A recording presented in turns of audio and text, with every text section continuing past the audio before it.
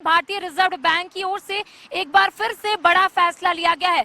2016 के नोटबंदी के दौरान 2000 का नोट जारी किया गया था, अब उसे भी बंद करने का यहां पर फैसला लिया गया है, जिसको लेकर झारखंड की सियासी सरगर्मी भी तेज हो गई है। आइए सुनाते हैं कि राजनीतिक दलों का इस पर क्या कुछ कहना है। आरबीआई की ओर से 2000 का नोट बंद करने का फैसला लिए जाने के बाद से सियासी सरगर्मियां तेज हो गई हैं। बीजेपी ने इसे ऐतिहासिक फैसला करार दिया है। बीजेपी का कहना है कि इस फैसले से आम जनता को कोई परेशानी नहीं होगी, क्योंकि लीगल टेंडर के तौर पर यह 30 सितंबर तक जारी है। उन्होंने कहा कि दिक्कत उन लोगों को होगी जिन्होंने बड़े पैमाने पर 2000 के नोट ब्लैक मनी के तौर पर छुपा कर रखे हैं। देखिए, हम रिजर्व बैंक ऑफ इंडिया के उस ऐतिहासिक निर्णय का स्वागत करते हैं जिसमें 2000 के करेंसी नोट्स को सर्कुलेशन से विड्रॉ करने का निर्णय लिया गया है। और अभी इससे आम आदमी को बिल्कुल भी पैनिक करने की जरूरत नहीं है, परेशान होने की जरूरत नहीं है, क्योंकि उनके पास जो भी 2000 का नोट है उसकी लीगल टेंडर जारी रहेगी, यानी उसकी कानूनी वैधता बिल्कुल बनी रहेगी। तो आप बिल्कुल परेशान नहीं हो। हाँ, ये परेशानी उन लोगों को जरूर होगी जिन्होंने बड़े पैमाने पर 2000 के नोट के जरिए ब्लैक मनी को अर्जित करके छिपा के रखा है। वहीं आरबीआई के इस फैसले के बाद कांग्रेस और जेएमएम लगातार सरकार पर हमलावर है। कांग्रेस का कहना है कि पीएम मोदी के मन के बात का 100वां एपिसोड पूरा हो गया, लेकिन उन्हें एक और एपिसोड लाना था और देशवासियों को यह बताना था कि 2000 का नोट क्यों बंद किया जा रहा है, जैसा उन्होंने 2016 में किया था। कांग्रेस ने कहा कि इस फैसले से कुछ नहीं होने वाला है। इससे पहले भी उन्होंने 2016 में नोटबंदी की थी, लेकिन भ्रष्टाचार और कालाबाजारी बंद उसके बावजूद भी नहीं हो पाई थी। 2016 में भी इसी प्रकार की नोटबंदी हुई थी और माननीय प्रधानमंत्री जी के द्वारा यह कहा गया था कि इस नोटबंदी से महंगाई कम होगी, अर्थव्यवस्था मजबूत होगी, आतंकवाद कम होगा, भ्रष्टाचार कम होगा।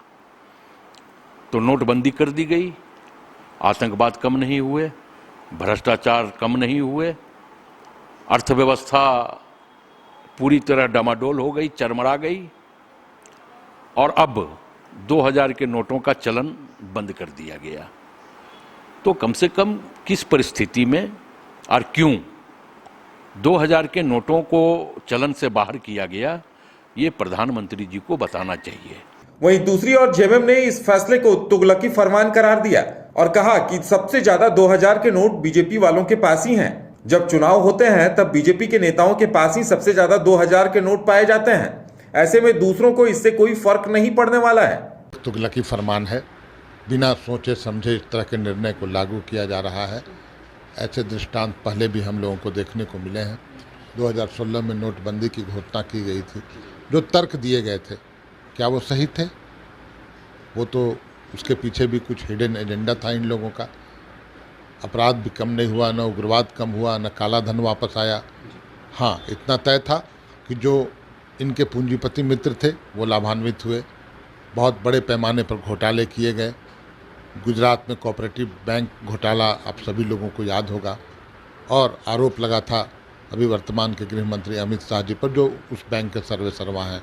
आरबीआई के इस फैसले के बाद पूरे देश में आरोप प्रत्यारोप का सिलसिला तेज हो गया है। अब देखने वाली बात यह होगी कि आरबीआई के इस फैसले को लोग किस तरह से लेते हैं। क्या आम लोगों को मुश्किलों का सामना करना पड़ता है या फिर एक बार वो इस फैसले की सराहना करते हैं। एक तरफ जहां आरबीआई के इस फैसले को आम जनता ने सही बताया है, तो वहीं दूसरी ओर राजनीतिक दलों के बीच भी आरोप प्रत्यारोप का भी सिलसिला तेज हो गया है। अब देखने वाली बात होगी कि आरबीआई की ओर से जो फैसले लिए गए हैं उससे आने वाले समय में क्या असर पड़ता है। फिलहाल मुझे दे इजाजत, सहयोगी नितिन के साथ करिश्मा सिन्हा, न्यूज़ बाइस्कोप, रांची।